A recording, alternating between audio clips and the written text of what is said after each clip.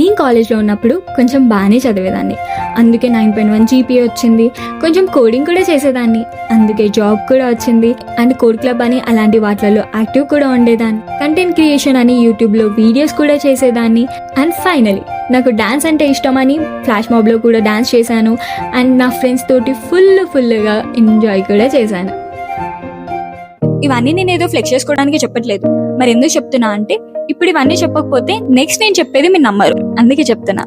Hi everyone. So ఎవరైతే కాలేజ్లో join అవబోతున్నారో, ఎవరైతే already BTech first year and second ఇయర్లో ఉన్నారో, సో వాళ్ళకి నేను చెప్పేది ఏంటంటే, please start some side hustle. So side hustle అనగానే ఓన్లీ కంటెంట్ క్రియేషన్ అంటే కాదు, ఏదైనా కావచ్చు. స్టార్ట్అప్ కానీ, లేకపోతే singing, dancing, sports, anything and everything.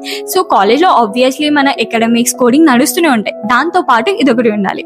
So side hustle అనేది ఓన్లీ ఫుల్ డబ్బులు సంపాదించడానికా అంటే కాదు, అని ఇంటెన్షన్ వేరు. నేను నా కేసుతో చెప్తా. బీటెక్ స్టార్ట్ అయ్యే ముందు కొన్ని డేస్ ఉంటాయి కదా, సో అప్పుడు నేను అమన్ దత్తర్ వాళ్ళని ఒక ఆయన యూజ్ ఉండే, ఆయన కాలేజ్లో ఉన్నప్పుడే వీడియోస్ పెట్టేటోడు అన్నట్టు. సో నేను ఏమనుకున్నా, నేను కూడా స్టార్ట్ చేద్దామని చెప్పేసి లిటరలీ అప్పుడు నా దగ్గర ట్రైపాడ్ లేదు, మైక్ లేదు, పెద్ద బ్యాక్గ్రౌండ్ లేదు, మా ఇంటి దగ్గర ఒక గోడ దగ్గర నుంచి స్టార్ట్ చేసా. అండ్ నా మొత్తం కాలేజ్ లైఫ్ లో జస్ట్ ఒక 15 to 20 వీడియోసే పెట్టినా అన్నట్టు. దాని తర్వాత కెరీర్ లో సీరియస్ అయిపోయినా. అండ్ నా కెరీర్ లో నేను అనుకున్న పొజిషన్ నేను వచ్చిన తర్వాత, సో ఇప్పుడు నేను 6 months back content creation start చేసిన. ఇప్పుడు నాకు పెద్ద అంత భయం కాలేదు, ఎందుకంటే నేను కాలేజ్ లో ఆబ్వియస్లీ ఆ క్రిటిసిజం తీసుకున్నా అండ్ ఆ భయాన్ని ఎదుర్కొన్నా. ఫుల్ మంది టీచ్ చేస్తుండే, అవన్నీ తట్టుకున్నా.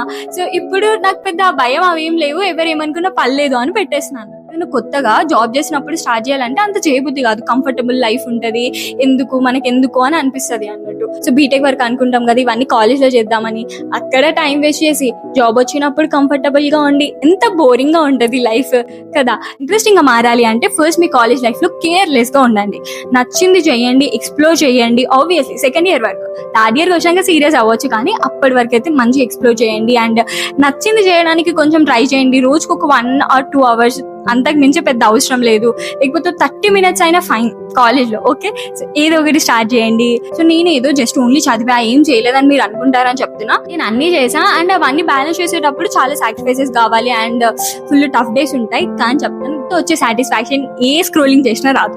ఓకే, సో అందుకోసమే చేయండి. సో ఇది ఎవరైనా ఒక పర్సన్ కి ఇదేనా ఒక స్టార్ట్ చేయడానికి కొంచెం మోటివేషన్ వచ్చినా నాకు గోల్ రీచ్ అయినట్టే. సో ప్లీజ్ షేర్ చేయండి. నా ఇంటెన్షన్ మీకు అర్థమైంది నేను అనుకుంటున్నా. So see in the next video. Bye.